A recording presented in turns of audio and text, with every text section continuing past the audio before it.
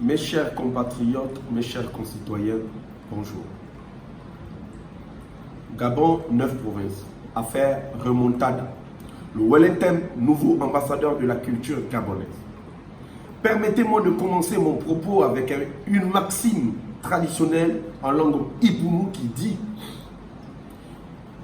Ngang Taya Mayina Eletzad, ce qui signifie en français Nganga danser, il pose un peu. Oui, je me suis assez reposé. Je suis enfin de retour. Je ne saurais garder le silence aussi longtemps lorsqu'il s'agit de parler des problèmes qui minent la cohésion sociale. Car ma fibre patriotique ne saurait rester insensible ou partiale face à cette conjoncture. Ainsi, je suis Gabonais des 9 provinces.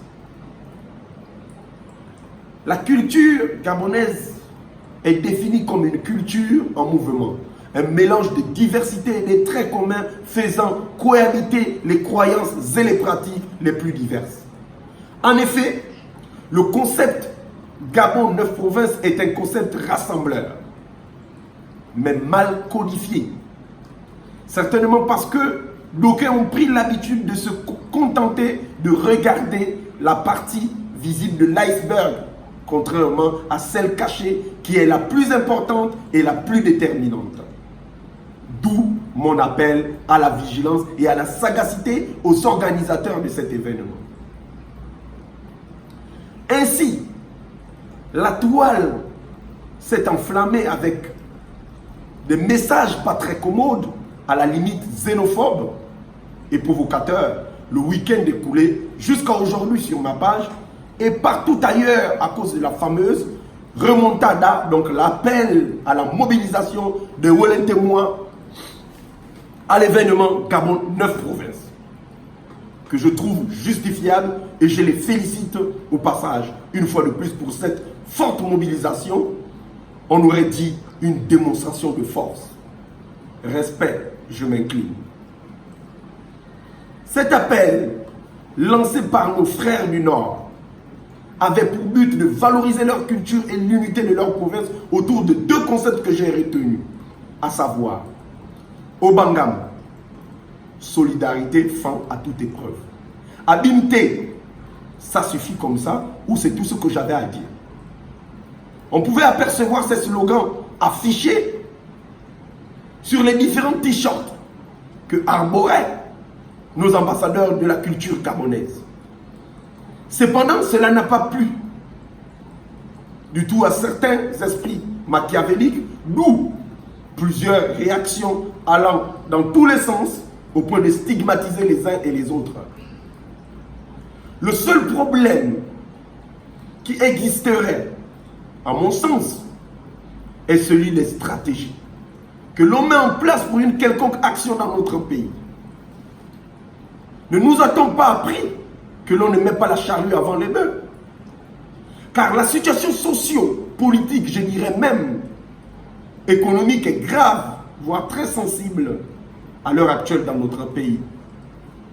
Ainsi, il est important de communiquer avec délicatesse afin d'éviter de renverser le vase qui, au moment où je vous parle, est plein. Dieu merci, nous ne sommes pas arrivés là. Le concept Gabon 9 provinces, à mon sens,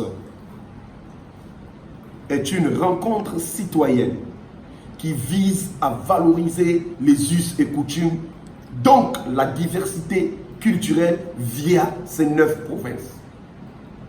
Nous pouvons même élargir le concept, c'est-à-dire créer la 10e province appelée province de l'unité de tous les fils et filles du pays sans distinction aucune. Celle-ci sera représentée par toutes les provinces qui seront élues comme le meilleur mobilisateur, la meilleure prestation et l'ambassadeur de la culture gabonaise. Cela permettra aux uns et aux autres d'avoir un esprit compétitif dont le but vise à préserver et à valoriser notre culture telle la francophonie et sa langue française. Comme disait une citation d'Ambroise Rendu, le traité de morale 1834, je cite. Un champ, quoique naturellement fertile, ne peut rien produire sans culture. Il en est de même de l'esprit s'il n'est cultivé par la science. La véritable culture de l'esprit, c'est la philosophie, qui arrache les vices jusqu'à la racine, prépare les âmes à recevoir la bonne sémence et dépose en elles des principes capables de porter par la suite les fruits les plus abondants. Fin de citation. Comment est-il possible de réunir les fils et filles du pays avec un très grand projet de cette envergure si nous ne sommes pas réconciliés? Vous préparez psychologiquement à l'unité. Il est donc clair que le message sera interverti par des vicieux en quête de fracture sociale et d'amalgame. Même si j'estime que ce n'est pas de leur faute, on leur a prêté le flanc. La communication sur cet événement doit être neutre. Elle doit avoir pour objectif rassembler les Gabonais autour d'un seul et même idéal, notre identité culturelle, notre patrie.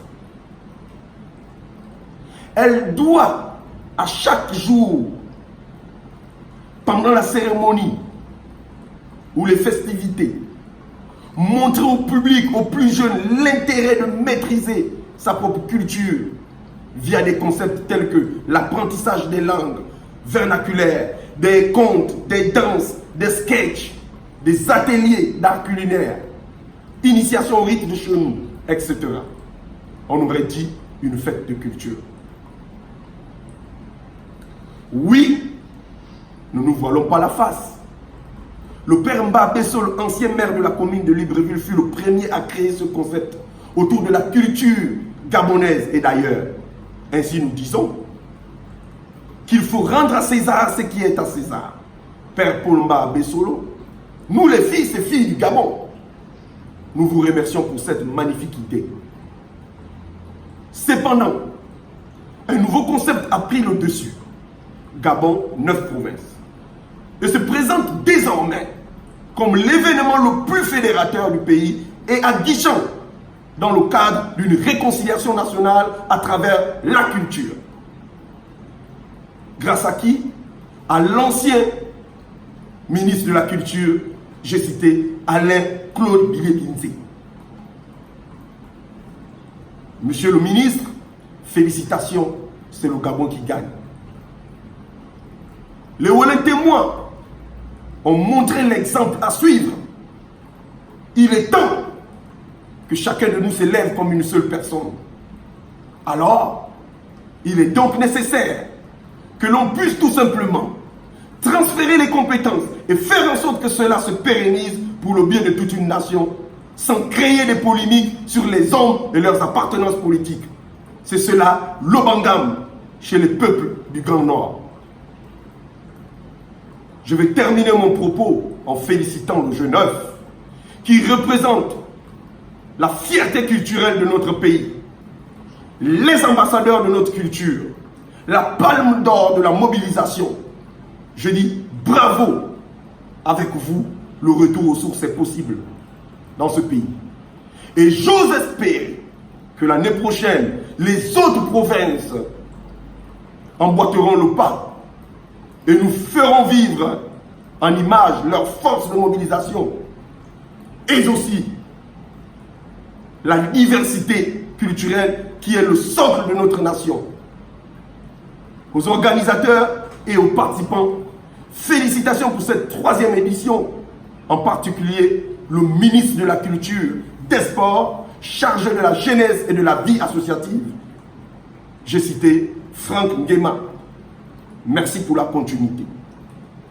À nous revoir l'année prochaine pour de nouveaux challenges culturels. À Bimté, votre serviteur et patriote, Gaël Koumba Aïné, général des forces armées du Mapan, chef suprême du Mapan. Je vous remercie. La révolution viendra du Mapan.